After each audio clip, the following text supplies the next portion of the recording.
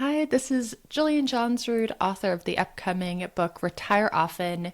In this series, I am going to teach you step by step how to negotiate a month off of work to take a 1 month mini retirement. But first, I wanted to kind of explain the benefits of why I think a month off is the perfect place to start.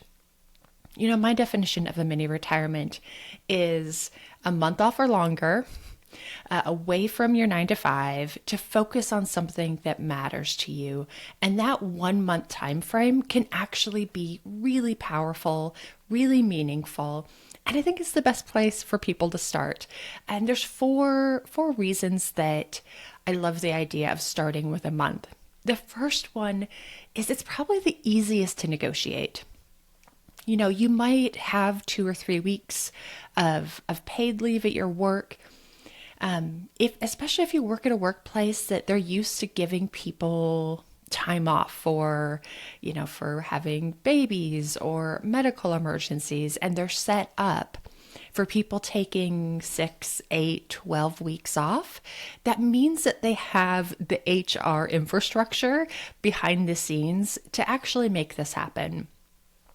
And as we'll talk about in this series, giving you this time off is often easier and cheaper than replacing you. So that will be part of our negotiation strategy, is how do we set this up to where the easiest choice for them is to give you a month off. But that's the first thing. I think it's very doable to take a month off. I've had a lot of one-on-one coaching clients who are like, oh my gosh, my employer, they would never do it. It's not that kind of company. It's not that kind of culture. But with a little bit of preparation, they actually have really great results. And they're often more surprised than I am because, with a little bit of preparation, you might be able to get more than you think. The second thing about taking a month off is that it's not super expensive.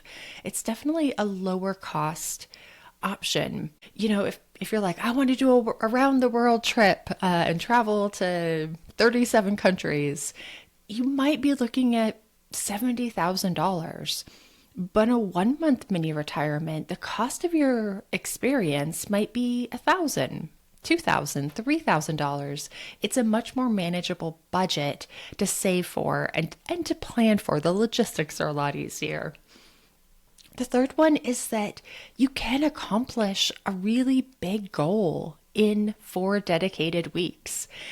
With 4 weeks of focus, you might be able to hike the Camino or declutter your house or, start training for a marathon or write the first draft of a book. There's a lot of really cool things that you can accomplish in a month. And I actually have a free workbook that will link to it that goes through how to negotiate this, but it also includes 50 ideas of things that you can do in a 1 month mini retirement, organized in different categories of your life, whether it's family or health or personal or hobbies or travel. What are some cool ideas? And the fourth reason I'm really excited about people starting with a month-long mini retirement is that it's a good practice round. All of this, whether negotiating these conversations or planning the logistics or saving or, in my Retire Often workbook or the group coaching, we go over like surprising things to expect, that you might not anticipate on your mini retirement. All of that is more manageable in 1 month versus if you're jumping into a 12-month mini retirement, everything expands times 12 and it can be a little overwhelming and a little challenging. So thinking about this as a practice run, I'm going to do a month, I'm going to learn a bunch about the process, about myself, about how to navigate this.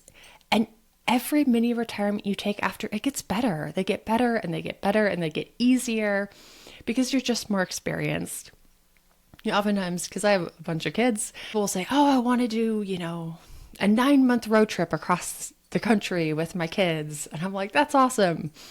Have you ever done 4 weeks? And they're like, no, we don't travel at all. And I'm like, oh, you should start with 4 weeks because that's probably as much learning as you or your kids want to begin with. You could have a really manageable but fun experience, learn a lot, and then take longer mini retirements after that. And in the next video, we're going to look at all of the steps to negotiate this month off with your employer.